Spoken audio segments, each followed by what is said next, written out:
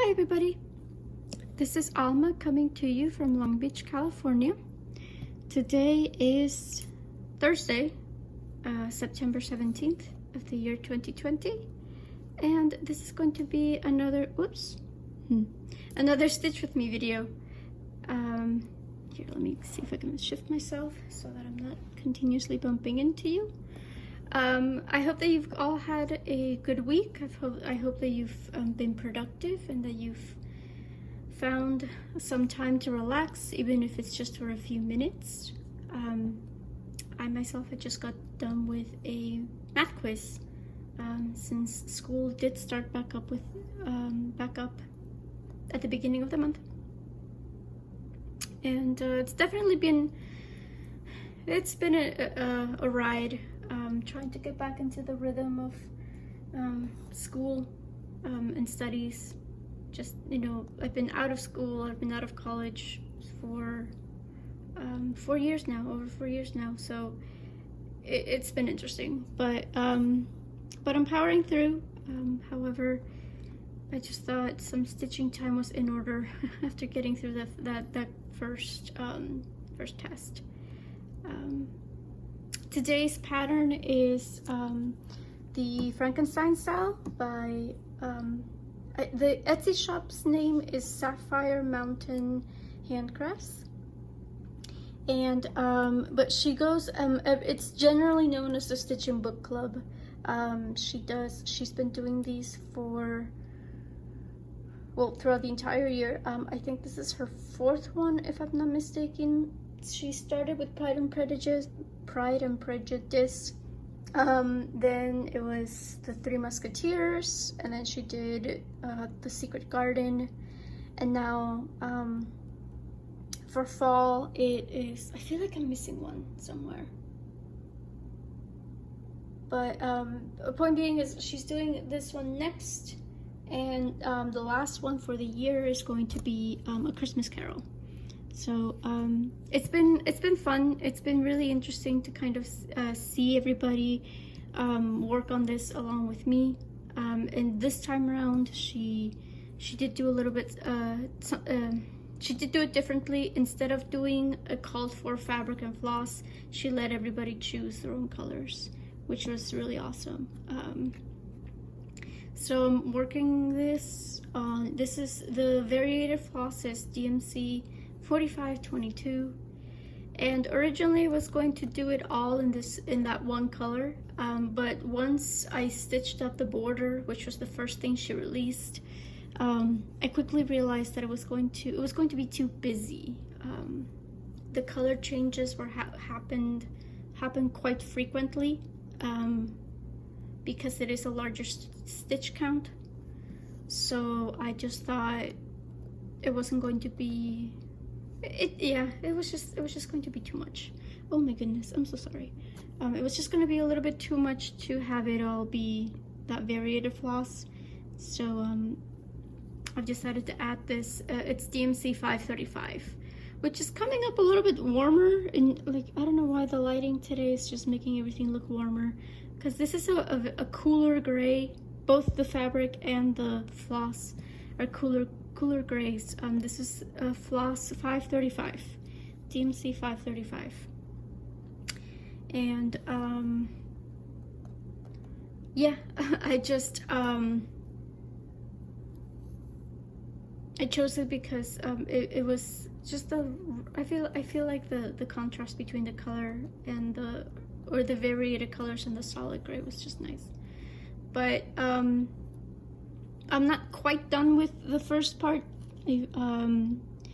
There's a few stars in the sky that I still need to add, and I am going to add it eventually. I'm going to be using, here I can show you, I have this Opal Ribbon that I had in my stash, and this came with one of my Dimensions kits. It was for Christmas ornaments, and this was added for accents. It was like a set of little Christmas angels, but this was also what you needed to use to put the little loop, the little ribbon on the back, so that you could actually hang it on the Christmas tree.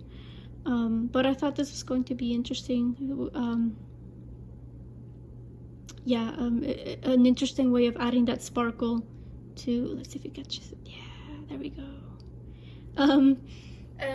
That's going to be for the star here. So the star's here, and then this scene at the top that I'm doing right now is going to be a little tree.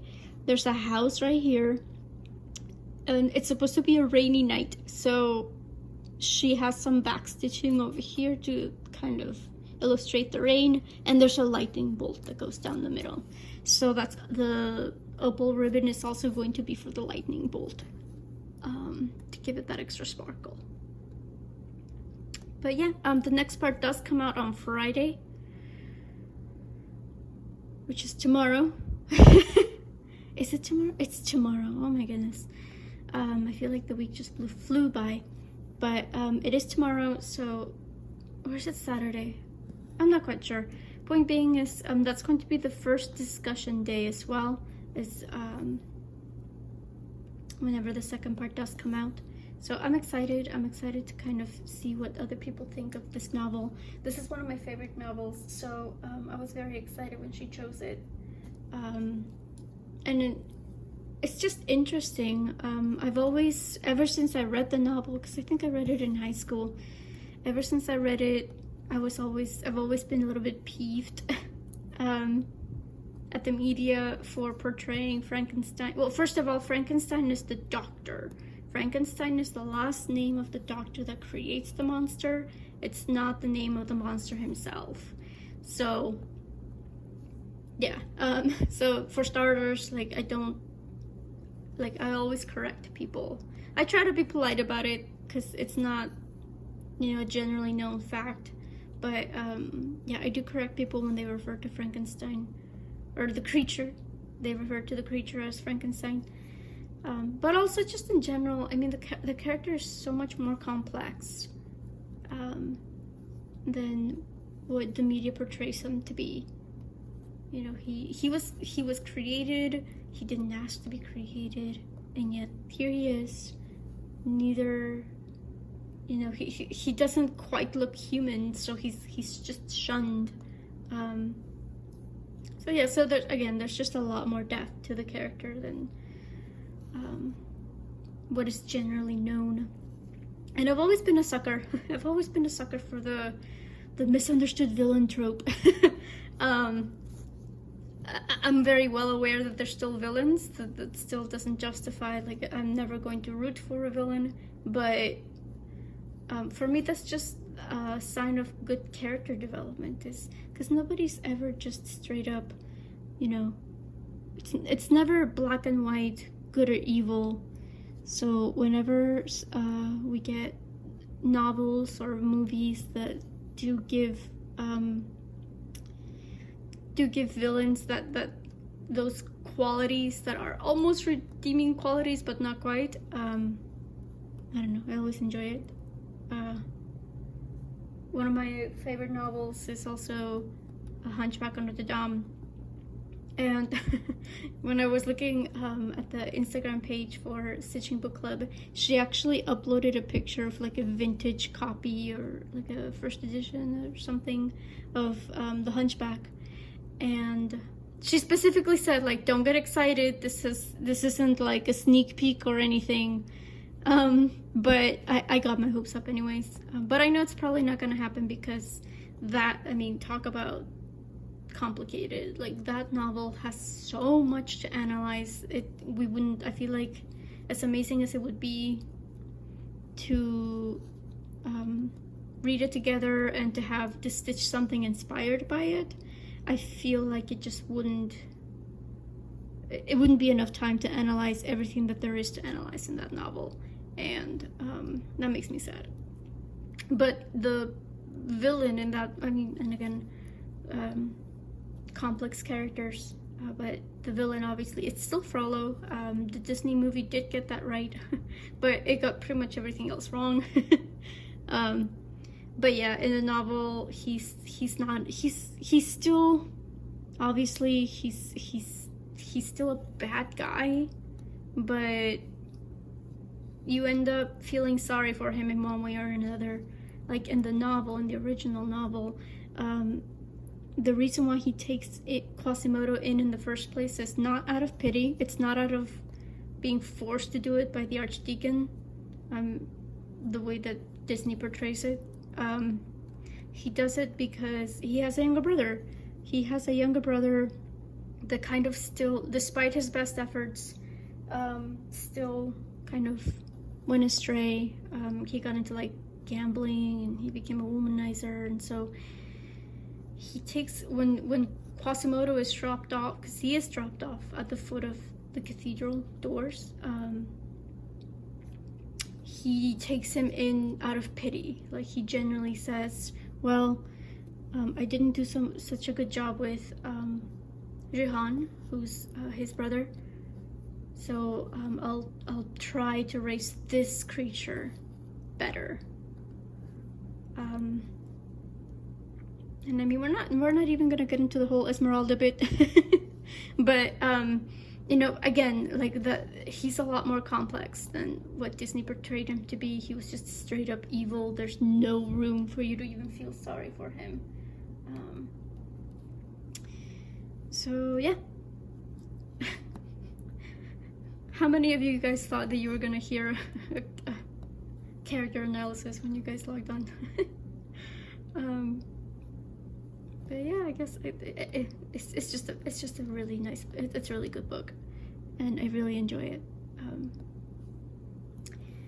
But anyway, I didn't get that many. I guess it's a good thing that I started talking about that, because I didn't get that many questions to talk about this time around. But yeah. I did find another short tag, so I thought I would do that now, since again there wasn't that many questions that you guys have been asking since my last video.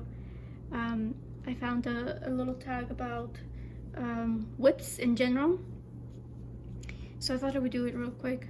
It's only like 5 questions or 4 questions. It's super short, but the first question in it was, when putting together a project, do you start with the fabric or do you start with the pattern? And 9 times out of 10 I'll start with the fabric. Well, I mean, obviously the pattern inspires the fabric, right?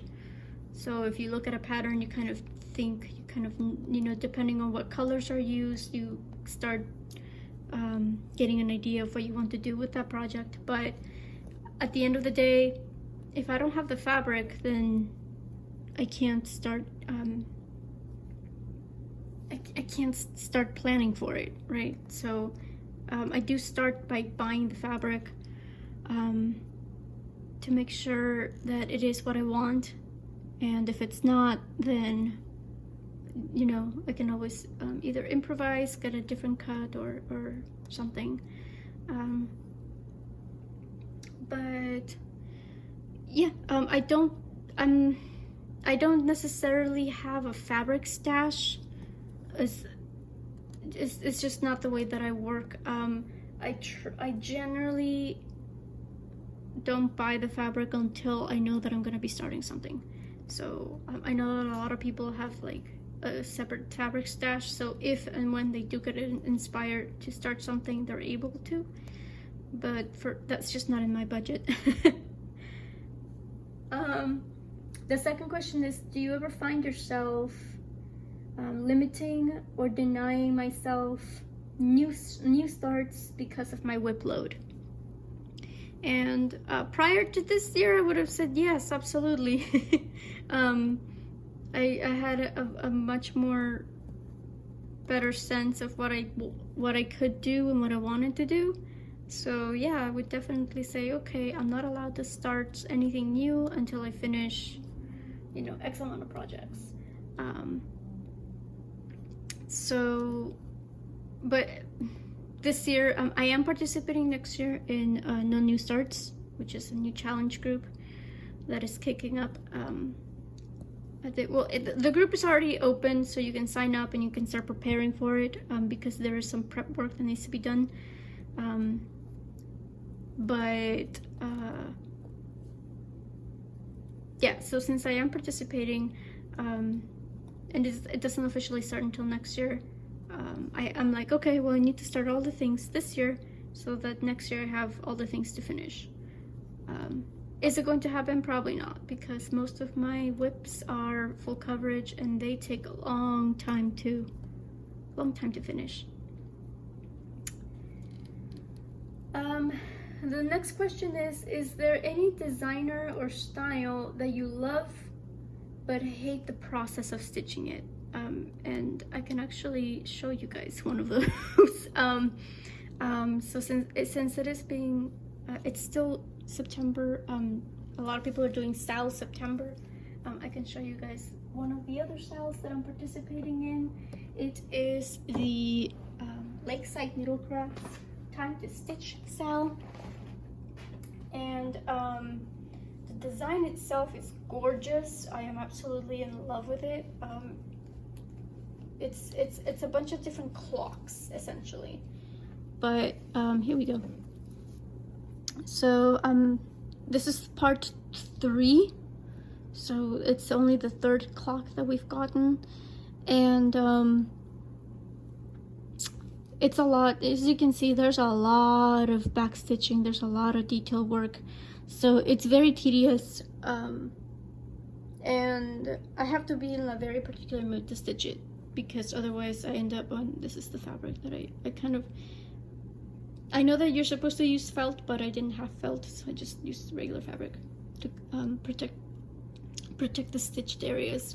But yeah, this is one of the ones that, as much as I love the design, I adore how it looks when it's finished. Getting there it can be difficult.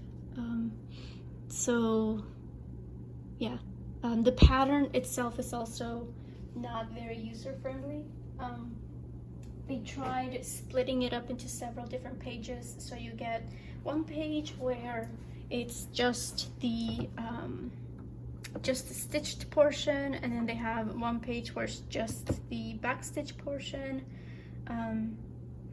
but ultimately it's very hard to discern how each part lines up with previous parts. That's always been the question is. So there's no, it's not like they show you a mock-up of the first part and then the next. So I feel like if they were to do that, that would be, sorry about that, got a call in the middle of it. But I used the time to go ahead and rethread my needle. But hey, look at that, we've got the tree finished already.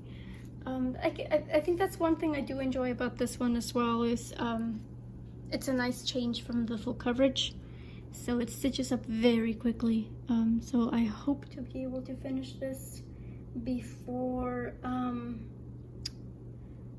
the next part comes out. And we have 5 spaces between the tree and the house. So 1, 2, 3, 4, 5.